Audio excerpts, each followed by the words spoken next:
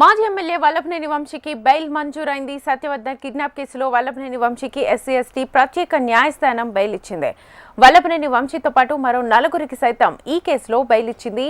ఇదే అంశానికి సంబంధించి ఫుల్ డీటెయిల్స్ మా ప్రతినిధి కాంతిని అడిగి తెలుసుకుందాం. కాంతి. శ్వేత, కృష్ణా జిల్లా గన్నవరం మాజీ ఎమ్మెల్యే వల్లభనేని వంశీకి ఈరోజు ఎస్సీ ఎస్టీ ప్రత్యేక కోర్టులో బెయిల్ మంజూరైంది. సత్యవర్ధన్ కిడ్నాప్ కేసులో వంశీకి బెయిల్ మంజూరు చేస్తూ ఎస్సీ ఎస్టీ ప్రత్యేక కోర్టు అయితే తీర్పు ఇవ్వడం జరిగింది. అయితే రెండేళ్ల క్రితం గన్నవరం టీడీపీ కార్యాలయం పైన దాడి కేసులో నిందితుడు సత్యవర్ధన్ ను కిడ్నాప్ చేసి దాడి చేశారనేటువంటి ఆరోపణలతోటి పోలీసులు ఎస్సీ ఎస్టీ అట్రాసిటీ కేసునైతే నమోదు చేశారు.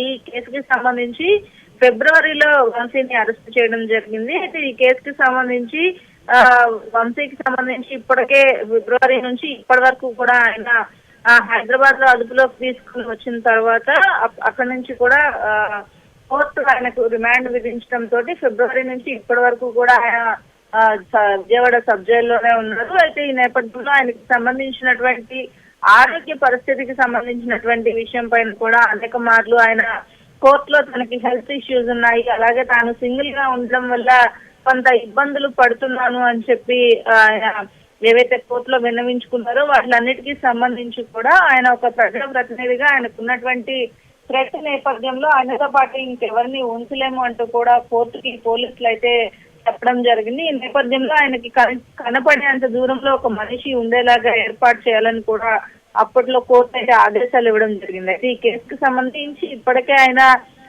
శ్వాసకి సంబంధించినటువంటి ఇబ్బంది పడుతూ దాంతో పాటుగా ఆయనకు కనీసం మాట్లాడడానికి కూడా ఆయనకు వీలు లేకుండా ఉంది అని చెప్పి ఈ రోజు జరిగినటువంటి కోర్టులో వాదనలో వంశీ తన ఆవేదన వ్యక్తం చేయడం జరిగింది. దీంతో పాటుగా ఈ కేసుకి సంబంధించినటువంటి వంశీతో పాటు మరో 4గురికి ఏదైతే సత్యవర్ధన్ కి సంబంధించినటువంటి కిడ్నాప్ కేసులో వంశీతో పాటు మరో 4గురు ఉన్నారు, వారికి కూడా బెయిల్ మంజూరు చేయడం జరిగింది. ఈ నేపథ్యంలో బెయిల్ కి సంబంధించినటువంటి విచారణ విషయంలో కూడా 5,000 రూపాయలతో పాటు 2 షూరిటీలు సమర్పించాలని కూడా కోర్టు ఆదేశాలు జారీ చేసింది. ఈ నేపథ్యంలోనే వంశీకి బెయిల్ మంజూరైంది. అయితే గన్నవరం టీడీపీ కార్యాలయం పైన దాడి కేసులో ఇంకా ఆయనకు ఏదైతే ఈ కేసు కొనసాగుతున్న నేపథ్యంలో ఆ కేసుకి సంబంధించినటువంటి బెయిల్ విషయంలో ఇంకా స్పష్టత రాలేదు కాబట్టి ఇంకా ఆయన జైల్లోనే ఉండే అవకాశం ఉంది. ఇక గన్నవరం టీడీపీ కార్యాలయం పైన దాడి కేసులో కూడా